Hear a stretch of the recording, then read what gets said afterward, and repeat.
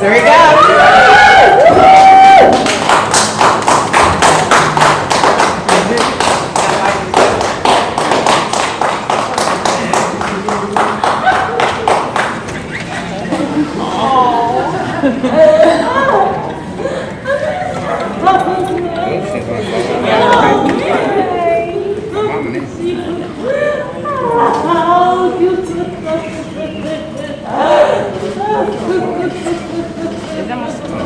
No, that's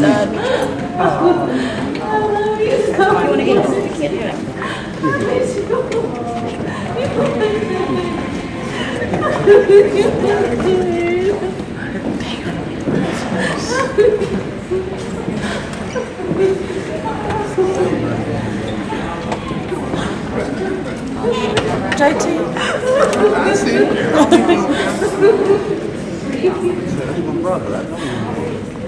Gotta be a good feeling for you. Gotta be a good feeling for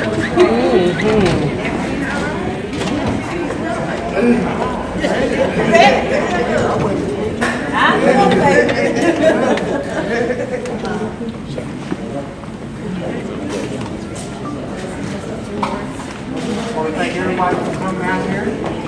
Waited a long time for this day, 22 years, and it's a wonderful day. Amen. Amen. We'll go up now to the press conference sorry. and answer any questions that you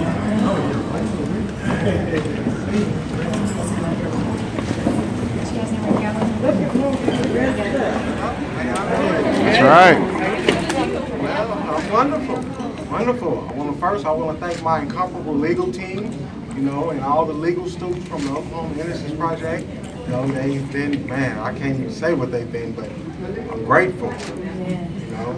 I want to thank Randy, my beautiful fiance. She's been by my side for 6 years. My girls, Tori and Ashanti here. Every weekend they came to see me and kept my head, kept me strong. Whew, it's been a long time, and I waited a long time for this day, this moment, and 22 years. It's been a long time. Wow. It's obvious that I can't pursue my NBA career. But I've been told that I have Denzel Washington and George Clooney good looks. So I think I'm going to be an actor, going to Hollywood. It's beautiful. questions for you. Oh, okay. Questions? Any questions? Yes. The judge could have done a lot of things, and she went the ultimate mile by actually saying that you all were innocent. How did that feel?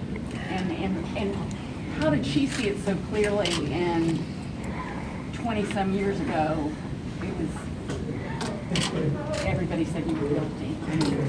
I guess what I'm saying, the evidence spoke for itself, but it didn't 20 years ago. Due to certain circumstances, we just couldn't figure it out. But they got it right this time. So, it felt good for her to, go through the evidence and dig through it. And on January 29th, when she said she was gonna take her time, and it kind of hurted, but I understood why. She had to do her job, and everything worked out, and I'm glad she did. And here we are. What are you going to eat first? Good question. Fish? I just told Vicky I wanted some fish. I don't want no barbecue or no chicken. Marco, what would you say to people who are in your situation? They're in prison right now, and they're innocent as well, and they want someone to pay attention to their case. What would you say to them? Stay strong. Stay strong. Many years ago, over a decade ago, I started literally writing, many organizations and athletes and celebrity, and I even wrote President Obama, and I got laughed at, but I stayed strong, and just stay strong, and there's actually innocent people in there. I know an innocent man in there, Corey Atchison. He's an innocent man. There's innocent people in prison. So I tell them to stay strong, man. Stay strong. Did you believe this day would come? Yes. I always knew it was going to come. That's beautiful. I didn't know when, but I always knew it was going to come. That's beautiful. I'm innocent, and I knew it was going to come. I always knew it was going to come. Hope. Yes. Marco, can you tell us about your relationship with Malcolm and how often you were able to correspond? You were a 17-year-old boys when this all started, and how often did you get to talk to each other? I haven't talked to him since in 19 years, you know, but Malcolm, that's my brother. I love him, and I'll do anything for him. Yeah. How do you come out here, you're joking around, you're in a good mood? How do you do that after 20 years? You come out here telling jokes? You can't be bitter about the past. It's time to, move forward and live for the future. I have a wonderful family and foundations, so it's time to move forward. Time to go have a son.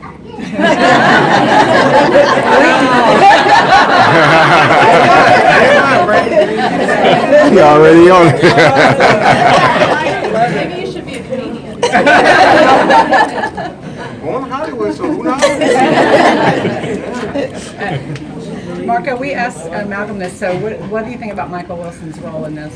Michael Wilson, unfortunately, he did what he did, and I can't speak why he did it or why he didn't do what he should have did a long time ago, but, things happen, and I'm just blessed to be living after all these years, because a lot of people didn't make it out. There's a lot of people that's trapped in the system, and I was one of the lucky ones, so I'm blessed and I'm happy.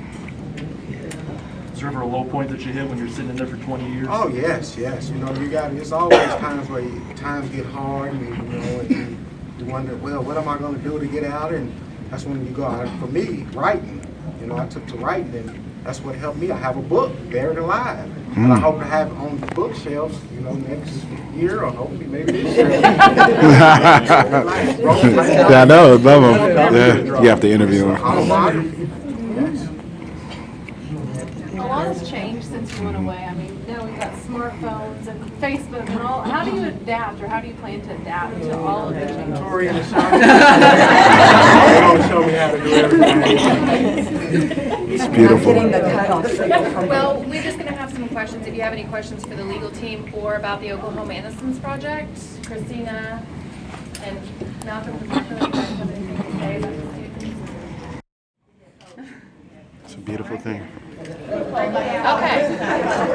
I'm Rukar Beitman. I'm the former marketing director at OCU School of Law, where we have the Innocence Project. I'm helping out because I care.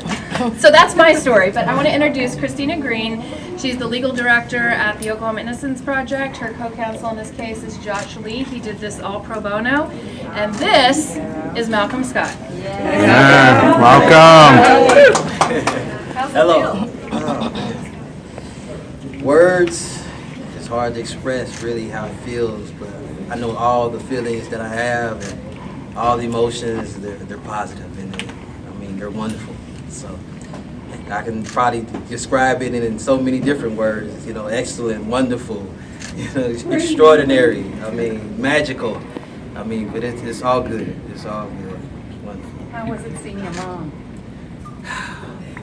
Hey, it was just to get the opportunity to hug her again, outside, a visiting room or prison walls was a feeling that, I've waited a very long time for.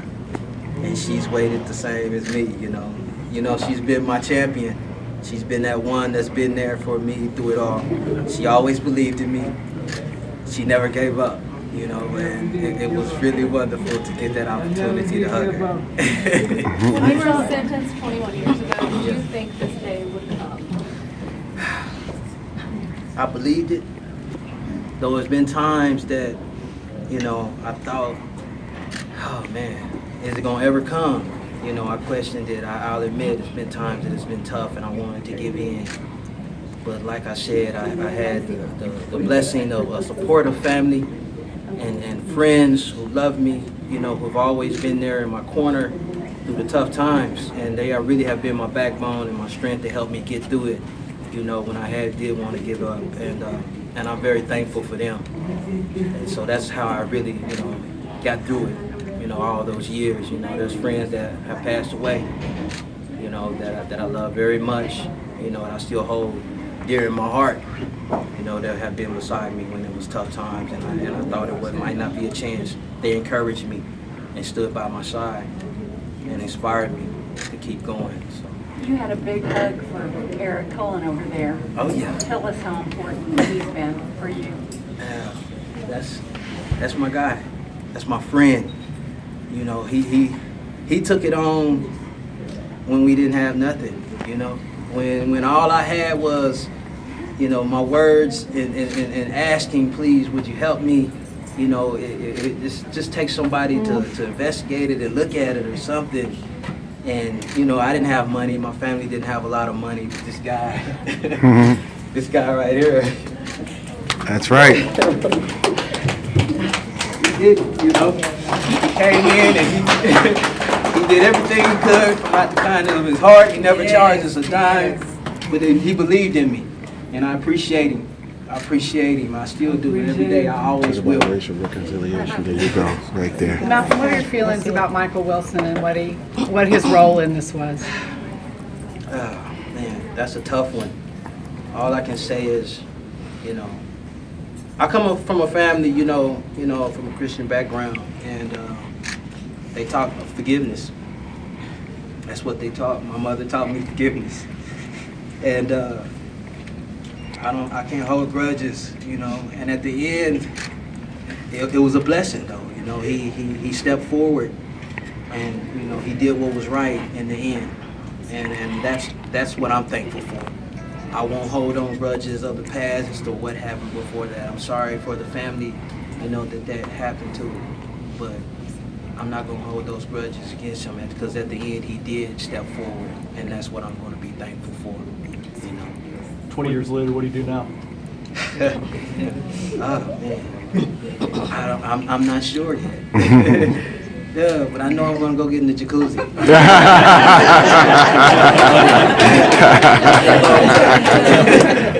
So you guys, we'll hold questions for the legal team if you want to talk to DeMarco first, and then, does that work? Yeah. So we'll have DeMarco and Vicki. Perfect. Thank you all. Thank you, Malcolm. Thank you. He's not going far. University School of Law, we train law students to go out and be effective attorneys. I myself was a law student in 2011 when I started working this case. I'm getting real emotional about it. Second case I was ever handed as a student, and I've worked it for the last 5 years, and it's really critical to the students' careers that they learn how to be effective attorneys, and this is just one way to do it. Not to mention the amazing day we've had today walking these two out of jail after 22 years. That's right. So we thank you all so much for being here, and just really want to get the word out. Wrongful convictions happen. They happen in Oklahoma. There are projects like ours. The Oklahoma Innocence Project at Oklahoma City University School of Law will continue to make sure that these wrongs are righted. Yeah. Thank you. Thank you. I just want to say, Oklahoma Innocence Project saved my life. Y'all are awesome. Amen. Christina Green and all the lawyers and all the students, you know, that put in all the hard work. They didn't ask us for a dime, but Wow. they did it. They worked hard every day, and I appreciate everything that they've done by giving me a second chance at life. And I will make sure that everything I do in life from this point is to show that it was worth it. That it was worth it, that they did all this hard work to get me out of there. And I thank them so much. Innocence Project, awesome. Let me just give some background information. The Oklahoma Innocence Project opened in August 2011 at Oklahoma City University School of Law. The purpose was to right wrongful convictions. Since that clinic opened in 2011, they've had over 1,200 requests for assistance. 2 of those requests for assistance are standing right here today. It's Malcolm Scott and DeMarco Carpenter. So we'll continue the work of righting wrongful convictions through the clinic. We have students that work in that project with us every day, doing the investigative work that's necessary to find the evidence. I mean, one of the things I wanted to follow up on with DeMarco is what changed for him now, as opposed to his trial 21 years ago, is that we developed new evidence. We developed evidence, Michael Wilson testified, right, that he was actually the shooter. Christina and the other students worked together to make contact with the eyewitnesses to see if they actually saw what they said they saw, or whether or not they were forced one way or the other to say what they said. And so we'll continue that work. I have to say this, that the Oklahoma Innocence Project works almost 100% on donations. It's critical to the communities, not just in Oklahoma City, but in Tulsa and elsewhere. If you see fit and you see it in your heart to help the work of wrongful convictions. And we ask that you look at the website and make whatever donations you can to the Oklahoma Innocence Project. Can you talk about in the last, 4 years or so, how many cases there have been like these two, people who are innocent that are... Yeah, I think Christina can answer those numbers more. So we've had to date since we opened roughly 1,200 requests for assistance. Through my own vetting of those cases and the assistance of my students in vetting those cases, we've been able to narrow that down to about 440 cases that we believe might have merit. Out of that 440, we've accepted into our office 130 or so that are waiting in line. And what Vicki's speaking of, when I say waiting in line, it's because we don't have the staff. We need more money so that we can get more staff and we can really effectively work these cases. Like I said, I started their case in 2011. That was almost 5 years ago. If we had more students, more staff, more funding, we could really effectively work through that 130 just a little bit quicker. And I will tell you, there are more requests coming in daily. Our mail log is massive. We have a lot of requests. Wrongful convictions are happening in Oklahoma. They must be corrected. What changes need to happen in the law? I mean, rather than working them after they're convicted, what changes do you all think need to be made? There are numerous things that need to happen in our legislation. Number one, eyewitnesses. We need to have some legislation on how to do eyewitness lineups. We need to have some legislation regarding false confessions. Any of these things that happen in wrongful convictions, typically eyewitness misidentification, false confessions, prosecutorial misconduct, ineffective assistance of defense counsel. Any legislation that we could really develop here in the state of Oklahoma that could help tackle those issues would help alleviate some of the problems. It's not going to go away. Like their case happened in 1994. Starting legislation today is not going to help that, but it will help in the future. And let me just follow up for a second. You know that the governor established a Justice Commission for the very purpose of trying to reform the criminal justice system in Oklahoma. Right. That commission did make recommendations to the governor, and they were in the process of trying to implement some of those recommendations and try to reform that way. Obviously, it's got to happen through the legislature. How many cases of those have been successful? The 130 that you mentioned? Malcolm and DeMarco's case are the first 1 and 2 out of the Oklahoma Innocence Project.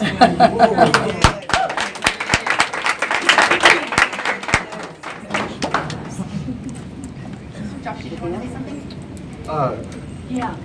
Ben, what 3 hours, a difference can be happening in 3 hours. So that's because of you folks. I really believe that. Because, 3 hours ago I was sitting there with these same microphones in front of my face talking to these same folks saying, it doesn't look like it's going to happen today.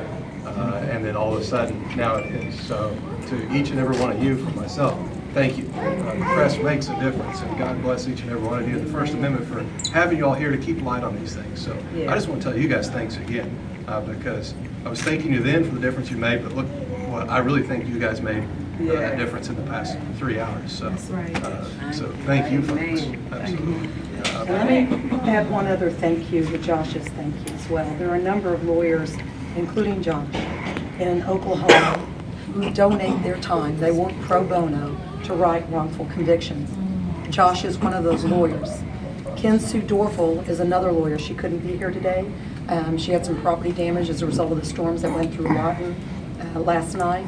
But Ken Sue has been on this case working for DeMarco Carpenter for about 3 or 4 years right now.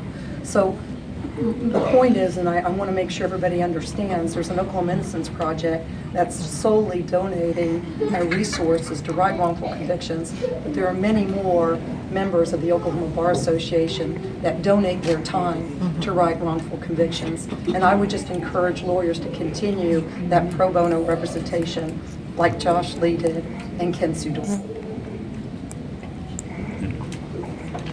We just want to thank you guys for being Thank you. here. Thank you. Beautiful. The world is beautiful. Oh, man, it's beautiful out here. Oh, it's beautiful out here. Come on, we going over there. It's beautiful. It's a beautiful day, man. Oh, beautiful.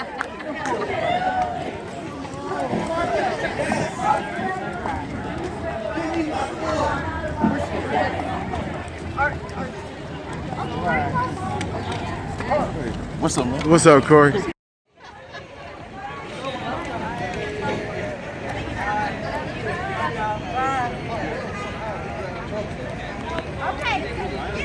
It's a beautiful shot, man.